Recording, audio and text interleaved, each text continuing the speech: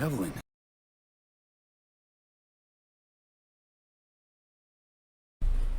What's up, guys? Pondas here, and today we are going to talk about something that has rocked the quadruple A gaming world over the last week or so, and that is CyberPunk 2077. It took me a while to figure out how I wanted to approach this, because while there are a lot of downsides right now to the way that this game is playing, there is a lot of positive. So I'm going to go ahead and dive right in. There's a lot to talk about and not nearly enough time.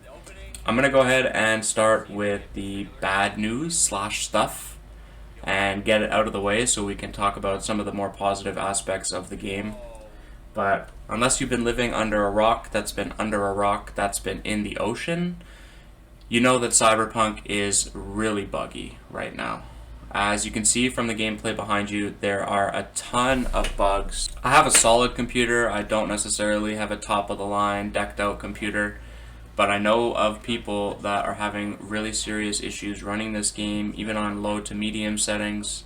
I am running it on medium settings when generally I'm able to run on ultra, and I'm still seeing extreme rendering issues. As you can see from most of the clips behind me, it takes quite a while for characters to render in. They look like blocks. They look like PlayStation 1 Hagrid. For anybody that doesn't know what that is, it's a quick Google, and I'm sure you'll laugh.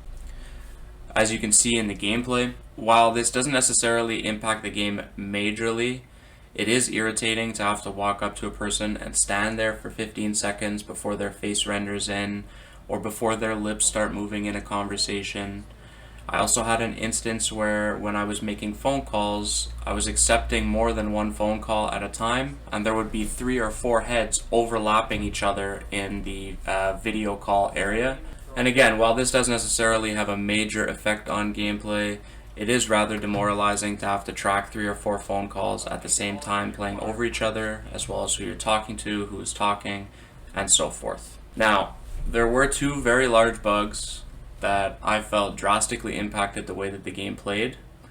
The first one being that calling your car, which is vital, especially if you don't have the fast travel points unlocked, seemed to freeze the game for some time and took quite a bit of time to load in, not only to confirm acceptance of calling the car, but then for the car to show up. When I did end up being able to call the car, it arrived flipped over, stuck, wouldn't let me recall the car, and then exploded. There is a ton of traveling in this game as it's a massive open world RPG, and these types of things are costly. They directly impact your gameplay and your morale to keep grinding. The other very large issue that I saw, which will also be included in the gameplay, and was incredibly demoralizing, were these constant glitches where, because something didn't load in correctly, you were unable to complete a mission. I had several instances where I went into Lizzie's bar and actually glitched past the bouncers into the bar, and because of that, I was able to complete the mission, but once I came out to try and leave the bar, I wasn't able to click F to open the door, I wasn't able to click F to talk to the bouncer, and I had to reload my last checkpoint in order to be able to completely redo the mission and escape. As you can also see, I had numerous times where guns were dropping into the ground and getting stuck, costing me my life within the game, costing me other objects, mission completion. And there was a lunatic mission where I had to run around and collect Delamain's cars. That's the AI that controls pretty much the taxi service for the city. And I spent over an hour completing one portion of that mission that otherwise would have taken 5 minutes, solely because the game didn't register the mission as completed. I kept assuming that it would eventually, but I ended up having to reload the checkpoint entirely and recomplete a 7-part mission in order to get it done. And that is a side mission. That's not a main mission. You know, side missions can take time. I'm happy with that. I'm happy to grind the game.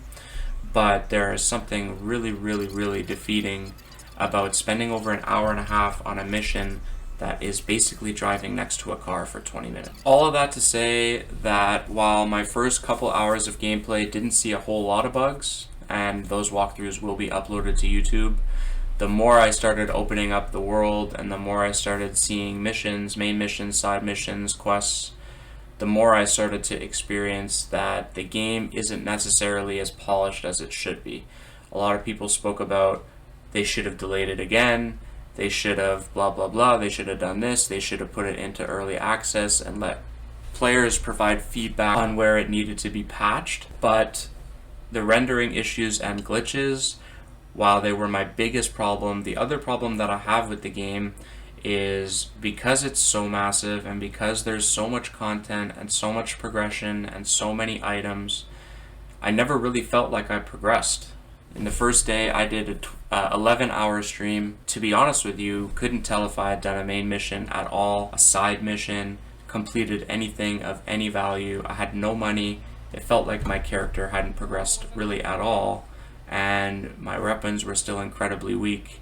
And it was really difficult to differentiate what was important to the storyline, what was a side quest, and then where I should start. There are so many things on the map at one point that it became really difficult to separate what is going to drastically impact the way that this story plays out, what will be fun for me to grind, and what is really just grindy or side quests that won't have a ton of impact. All that to say that through the first few hours of the game, I was extremely content with it. I'd heard it was buggy, but was pushing through and didn't really experience a ton myself. But as I started to get into the hump of it, it started to take its toll on me. My first 11-hour stream of the game was strong in gameplay. While I had glitches, they were primarily funny. But then when I went back the next day to try and grind out some more, I really couldn't spend more than 3 or 4 hours playing the game without getting extremely agitated. Now, for the greatness of this game, I cannot begin to explain the scope of what this game truly is.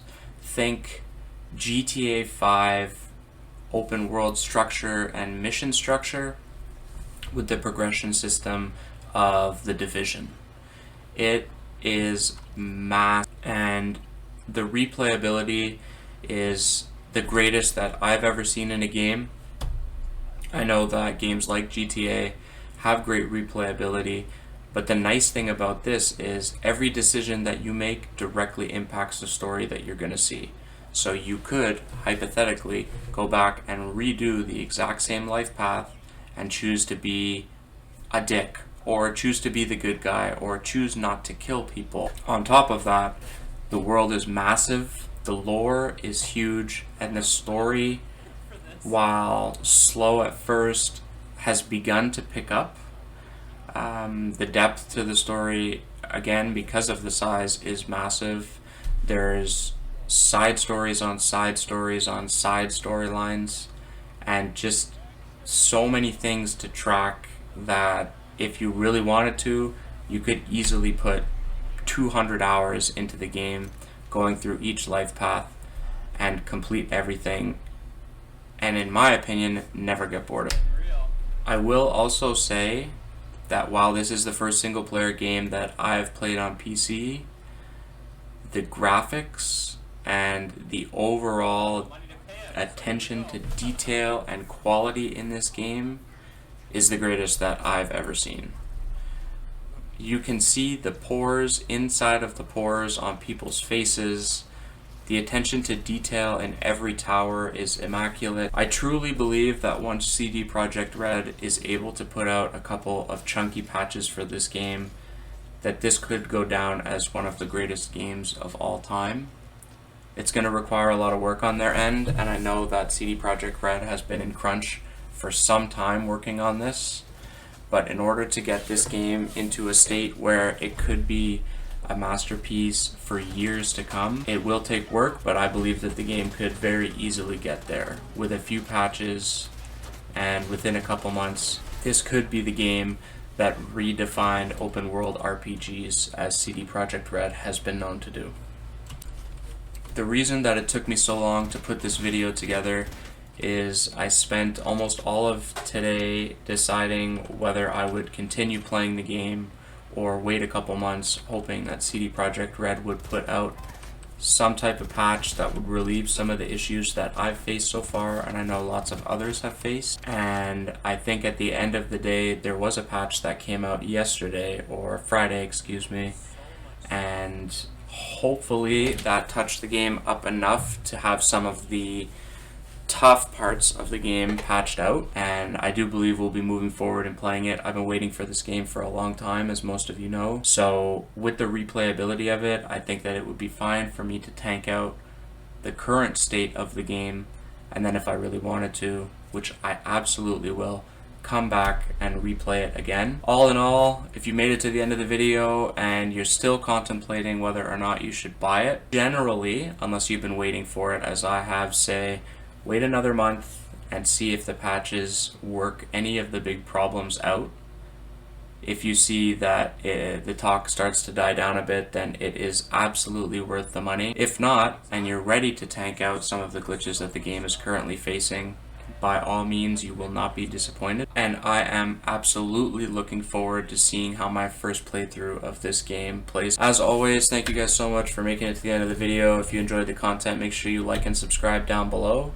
There will be tons more stuff from this game and other games coming through on the channel in the near future, so make sure you hit that subscribe button. Peace!